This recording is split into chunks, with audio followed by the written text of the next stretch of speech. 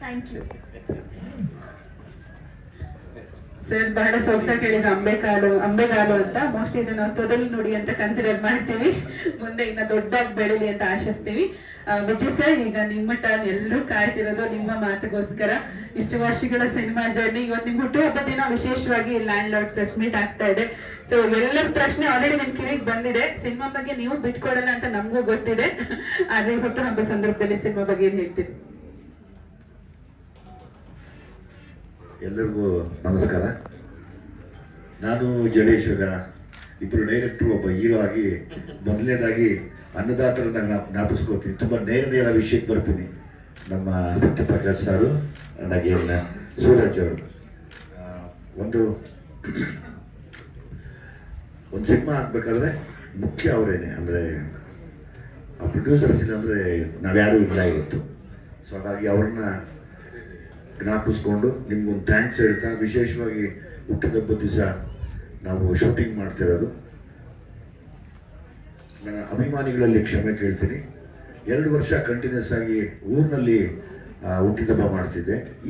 Specially ಈ ಸರಿ ಡೇಟ್ಗಳು ಎಲ್ಲ ದೊಡ್ಡ ದೊಡ್ಡ ಆರ್ಟಿಸ್ಟ್ಗಳಿರೋದ್ರಿಂದ ಡೇಟು ಎಲ್ಲವೂ ಸಮಸ್ಯೆ ಆಗುತ್ತೆ ಅಂತೇಳಿ, ಇಲ್ಲ ಹುಟ್ಟಿದಬ್ಬ ದಿವಸ ಶೂಟಿಂಗ್ ಮಾಡೋಣ ಅಂತೇಳಿ ನಾವು ಶೂಟಿಂಗ್ ಮಾಡ್ತಾ ಇದ್ದೀವಿ. ಅದೊಂದು ಖುಷಿ ಇದೆ ನನಗೆ.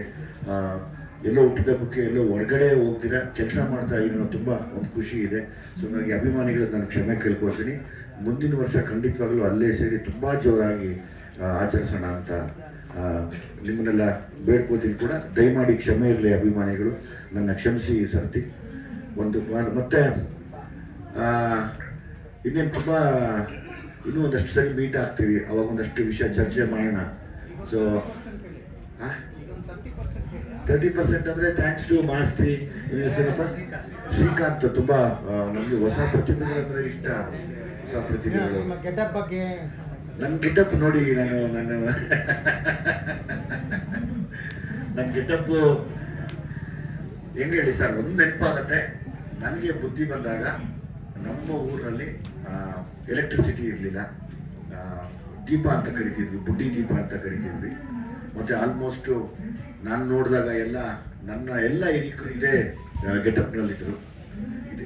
ಇದರ ಸ್ವಲ್ಪ ಚೆನ್ನಾಗಿದೆ. ಇನ್ನು ಮಾಸ್ಲು ಬಟ್ಟೆ ಉಟ್ಕೊಂಡು ಎಲ್ಲರೂ ನಮ್ಮಲ್ಲಿ ಜಾತಿ ಧರ್ಮ ಆ ಥರ ಯಾವುದು ಭೇದ ಭಾವ ಇಲ್ದಿರ ಒಟ್ಟಿಗೆ ಬೆಳೆದಂಥ ಒಂದು ಒಳ್ಳೆ ಊರು. ಮತ್ತು ನಾವು ಯಾವತ್ತೂ ಅದನ್ನು ನಂಬದವರಲ್ಲ. ನಾವು ಒಂದೇ ನಂಬೋದು ಮನುಷ್ಯ ಜಾತಿ ಅನ್ನೋದು.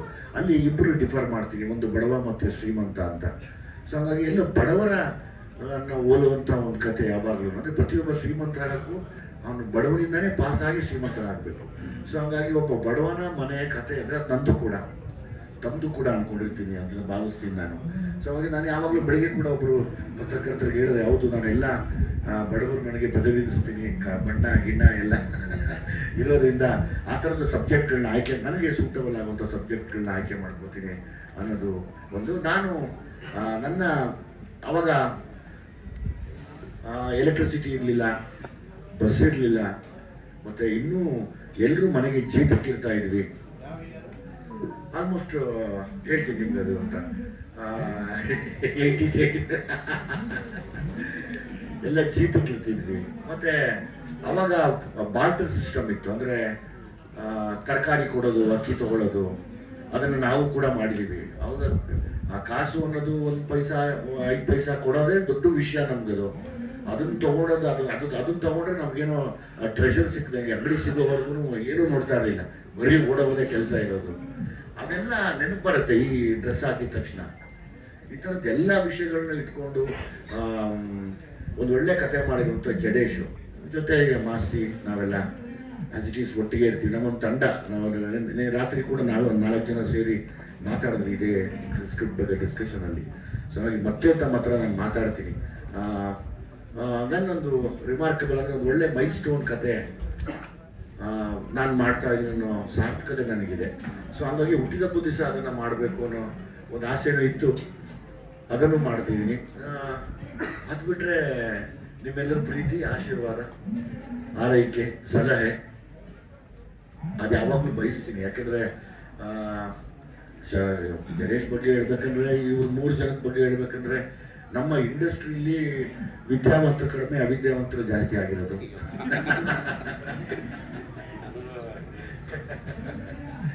ಸೊ ಹಾಗಾಗಿ ಒಬ್ಬ ಬಡವನ ಕಥೆನ ನಿಮ್ಮೆಲ್ಲರ ಮನೆ ಕಥೆನ ನಾನು ಮಾಡ್ತಿದ್ದೀನಿ.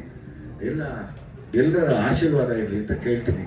ಇಲ್ಲಿ ವರ್ಕ್ ಮಾಡ್ತಿರೋಂಥ ನಮ್ಮ ಸ್ವಾಮಿ ಕಾರಣ ನಮ್ಮ ಸುಧಾಕರ್, ನಮ್ಮ ಫ್ರೆಂಡ್ ಹೆಸರು ಸುಧಾಕರನ್ ಅವರು, ಎಂಟೈರ್ ತಂಡಕ್ಕೆ ಥ್ಯಾಂಕ್ಸ್ ಹೇಳ್ತೀನಿ. ಇಲ್ಲಿ ಅಷ್ಟು ಬಿಟ್ಟರೆ ಏನಾದರೂ ಇದ್ರೆ ಕೇಳಿ ನಾನು ಮಾತಾಡ್ತೀನಿ.